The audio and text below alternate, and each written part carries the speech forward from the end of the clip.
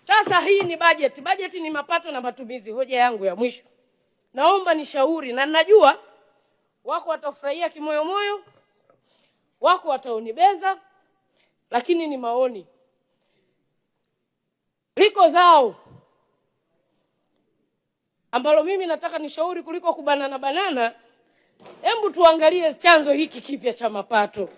Tumeona, na ninampongeza sana kaka yangu Aretas James Limo kwa kazi kubwa anayoifanya katika kupambana na madawa kulevya. Lakini niliona kuna boti Bagamoyo imebeba jani linaitwa Shajaratul Fikra. Kuna wenzangu Mombasa kule wanaita Shajaratul Fikra, wengine wanaita kati, wengine wanaita miraa, wengine wanaita mirungi. Nikaenda kufanya tafiti. Kama yale amekamata gizani, yaliyokamatwa ni mingapi? Ina maana tunamfaidisha jirani bila sisi kujua. Ana soko kubwa na anapata hela kupitia sisi. Nikaenda kujifunza zao hili la kati, na leo nashukuru wageni wa Kisomali walikuwepo, ndio soko kubwa. Serikali ya Somalia inakusanya mapato zaidi ya dola milioni 8 kwa mwaka kutokana na biashara ya mirungi. Kenya inaingiza dola milioni 300 tena kwa zile nchi ambazo ziko wazi. Tanzania hatuhesabiki kwa sababu sisi tunaletewa gizani. Lakini dunia nzima mzunguko wa zaidi ya bilioni 3 dola kwenye zao hili la mirungi. Na huko nyuma nimeulizia Tanzania ilikuwa inaruhusiwa. Sasa mimi sina ushahidi na kinga ya bunge inilinge. Nasikia kuna kiongozi fulani alikuwa na rafiki anatumia. Sasa ile starehe nilipofuatilia la wastaarabu hawapendi bugudha. Hawezi kusikia mtu kapigana. Mheshimiwa, naomba nimalize. Malizia muda wako. Vitu vya msingi vinaongea vya kushauri. Mwenyekiti, taarifa. Ile biashara huwezi kusikia mtu kamrushia chupa na kula mirungi kwa staarabu. Sasa ule rafiki yake akawa anamchelewesha muda wa kuonana naye. Kwa hiyo tunaomba Hansard zituonyeshe, sio dhambi. Tujue lile bunge lilotunga sheria walitumia vigezo vipi? Leo ukiangalia madhara inasema mirungi inasababisha kansa. Twendeni Ocean Road. Kati ya sigara ambazo la tumbaku na mirungi, wapi wagonjwa wengi wanaosababishwa kansa? Twendeni tukajifunze.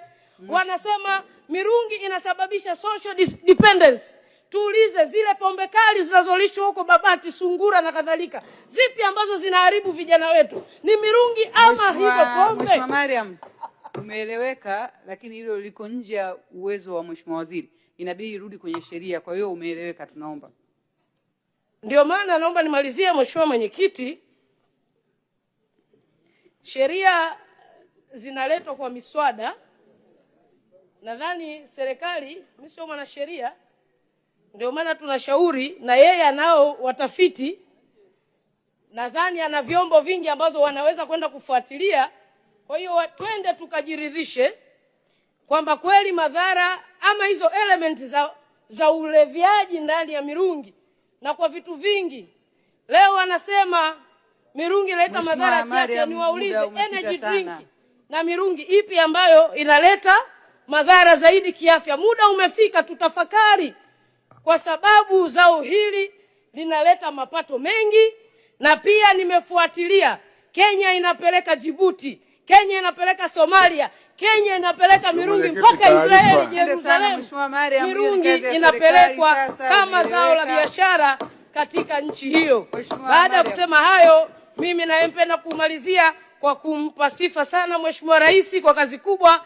Lakini Comrade Chongolo, ama hakika Mheshimiwa Rais hajakosea kukuleta wewe. Kwanza ni muumini wa kilimo, na kumbuka hata uanzishwaji wa benki ya ushirika, moja ya mafanikio makubwa ndani ya wizara yako, wewe ndio mwanahisa wa kwanza kununua hisa kati ya benki hiyo. Ulikuwa katibu mkuu ambaye unaenda kufanya ziara ya kichama, lakini unakagua miradi ya kilimo. Kwa hiyo mzigo umepewa mtu sahihi. Mheshimiwa Mariam, unawanyima fursa wengine, muda umepita sana.